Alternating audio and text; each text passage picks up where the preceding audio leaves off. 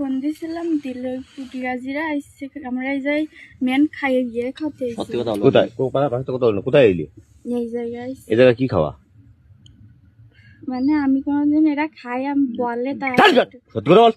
আরে খাই এরা তাই আমার বললো তাই আমি বলতেছি যে কিরাম লাগে তা আমি একটু এরা কোথায় খায় এরা খায় তা আমার আজকে এই জায়গায় কি খাতি এরা কি খায় এই জায়গায় বড়ি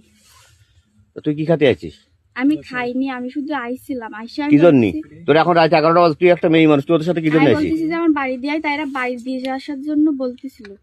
তাই আমি বেরোচ্ছিলাম আর সব মিথ্যা কথা বলছিস চোখে মুখে সব মিথ্যা কথা ঠিক আছে বাড়িতে নিয়ে আইস কেরা ঠিক আছে আর কেরা আর কেউ না। বাড়ি কারা কুটি গাজি বাড়ি কোথায় বাপ মার কাছে পুটি গাজির বাড়ি ওই চেয়ারম্যানের মোড়ে ওই যায় আর তোমার বাড়ি কোথায়